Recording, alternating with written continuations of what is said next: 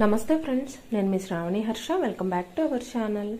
ఇవాళ మన కథ నా భర్తకు నన్ను మోసం చేయడానికి లైసెన్స్ దొరికింది. కథని చివరి వరకు వినండి. నచ్చితే లైక్ చేయండి. ఈ కథ పైన మీ విలువైన స్పందనని కామెంట్ రూపంలో తెలియజేయండి. మాది కాంప్రమైజ్ పెళ్లి. సాధారణ వివాహాలకు భిన్నంగా మా బంధం ఉంటుంది. మాది చాలా పేద కుటుంబం. నా తల్లిదండ్రులు కేవలం డబ్బు కోసం మాత్రమే నా భర్తతో ఈ వివాహం నిర్ణయించారు. వాళ్ళ నిర్ణయానికి నేను ఖచ్చితంగా ఒప్పుకోవలసిందే. మా ఆర్థిక పరిస్థితి అలాంటిది. మరి నా భర్త ఒక పెద్ద రియల్ ఎస్టేట్ వ్యాపారి. అతను చిన్న వయసులోనే తన వ్యాపారాన్ని, కంపెనీలను చాలా అభివృద్ధి చేశాడు. తన జీవితంలో లేని ఏకైక విషయం భార్య. అతనిని ప్రేమించగల, అతనికి కావలసినవన్నీ ఇవ్వగల వ్యక్తి తన లైఫ్లో నేను మాత్రమే అమ్మాయిని అనుకున్నా. కానీ కొంతమంది మగవాళ్ళు ఒక వ్యక్తికి కట్టుబడి ఉండరని తరువాత తెలిసింది. నేను నా భర్తను ప్రేమించడానికి ప్రయత్నించాను, కానీ అతనికి నా మీద ఇంట్రెస్ట్ లేదు. అతను నాపై ఎలాంటి కేర్ తీసుకోడు. నాకు కావలసినవి కొనుక్కోవడానికి, లగ్జరీ లైఫ్ ఎంజాయ్ చేయడానికి నాకు అతని క్రెడిట్ కార్డ్ ఇచ్చేవాడు. విలాసవంతమైన జీవితాన్ని గడపడం నాకు ఆనందంగానే ఉంది, కాబట్టి నేను ఎలాంటి కంప్లైంట్స్ చేయలేదు. నేను విలాసవంతమైన షాప్స్ నుంచి హ్యాండ్ బ్యాగ్లు, కాస్ట్లీ దుస్తులు కొంటాను.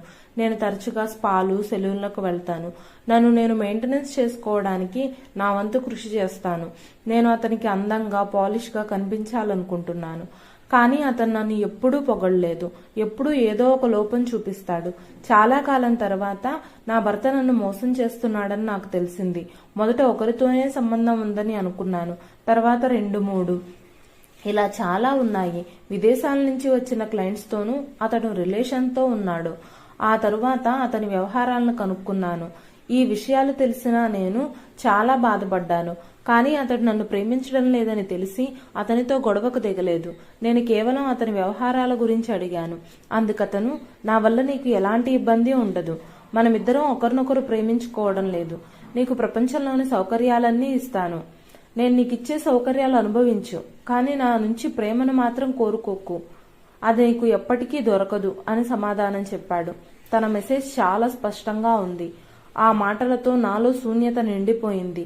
నాకు నవ్వొచ్చింది. అతడు నన్ను మోసం చేయడానికి అంగీకరించాను. నేను నా భవిష్యత్తు గురించి ఆలోచించాను. నా పిల్లలు కూడా ఈ సౌకర్యాలు, డబ్బు ఉన్న ఇంట్లో పెరగాలని కోరుకున్నాను. నేను నా కుటుంబం కష్టపడినట్టు వాళ్ళు కష్టపడొద్దు, కాబట్టి నేను నిశ్శబ్దంగా ఉండిపోయాను. అతని భార్యగా నటించడం కొనసాగించాను. చాలా మంది ఆడవాళ్లకు వేరే ఆప్షన్ ఉండదు. భర్త ప్రేమించకపోయినా సమాజానికి భయపడో, తల్లిదండ్రులకు భారం కాకూడదనో, బయటకు వెళ్లి ఒంటరిగా బ్రతకలేనేమో అనో, పిల్లలు అనాథలవుతారనో, పిల్లల భవిష్యత్తు కోసమో ఇలా భర్త ప్రేమించకపోయినా భార్యగా తలంచి బ్రతుకంతా భరిస్తూనే ఉంటారు. ఇదండి ఇవాల్టి కథ. ఈ కథ నచ్చితే లైక్ చేయండి. ఈ కథ పైన మీ విలువైన స్పందనని కామెంట్ రూపంలో తెలియజేయండి.